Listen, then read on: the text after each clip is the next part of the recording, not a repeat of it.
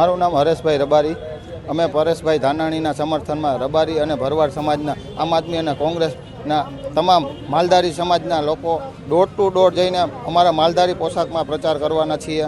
કારણ કે ભાજપના લોકો આજ 27 વર્ષથી રાજકોટમાં નહીં પણ ગુજરાતમાં શાસન કરી રહ્યા હોય અને સ્માર્ટ સિટીના નામે રાજકોટમાંથી ગાયોને પકડવામાં આવે છે અને ગરીબ અને મધ્યમ વર્ગના માલધારીઓને ખૂબ હેરાન પરેશાન કરવામાં આવે છે કે તમારી પાસે જગ્યા નથી, આમ છે તેમ છે, અનેક પ્રકારના બહાના કાઢવામાં આવે છે। અને કોઈ પણ જગ્યાએ હાલમાં તમે રાજકોટમાં જુઓ, જાહેર માર્ગ ઉપર ભલે ગાય પકડે માલધારીને એનો વિરોધ નથી, રાજમાર્ગો ઉપર પકડે એનો વિરોધ નથી, પણ રહેણાંકમાં ના પકડે લોકોને ખબર છે।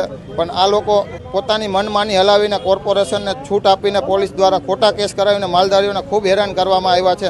અને ભાજપ દ્વારા એક પણ જગ્યાએ માલધારી સમાજની જાહેર સભા કરવામાં આવી તો મીડિયાના માધ્યમથી આપને કહું છું બતાવવામાં આવે। જે સંમેલન કર્યું હતું એ માત્ર ભાજપ પ્રેરિત હતું, એમાં અમને લોકોને જાતા રોકવામાં આવેલા હતા, પણ ભલે એમને જે કર્યું તે એમનો પ્રશ્ન છે। અમે લોકો માલધારી એરિયામાં જઈને ડોર ટુ ડોર સમજાવવામાં આવશે કે ભાઈ કોંગ્રેસમાં જેમ બને એમ વધારે વોટિંગ કરવું। રણજીતભાઈ મુંદવા આજરોજ રાજકોટની અંદર ગાય માતા સાથે માલધારી સમાજ, ભરવાડ રબારી સમાજના યુવાનો અને કોંગ્રેસ પક્ષ સાથે અને આમ આદમી પાર્ટી સાથે જોડાયેલા ભરવાડ રબારી સમાજના આગેવાનો અત્યારે રાજકોટના નેડે પ્રચાર કરવા નીકળ્યા છે।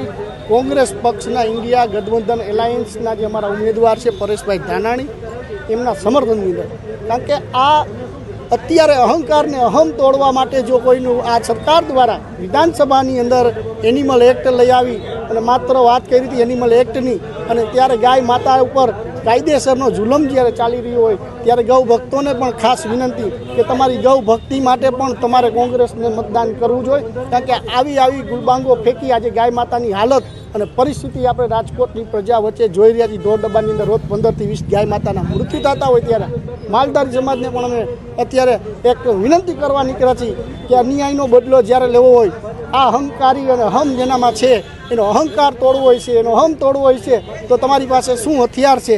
તો ભારત દેશની અંદર લોકશાહીની અંદર તમારા મતાધિકારનો ઉપયોગ કરી તમારી જો મતદાન કરી એ તમારી લોકશાહી।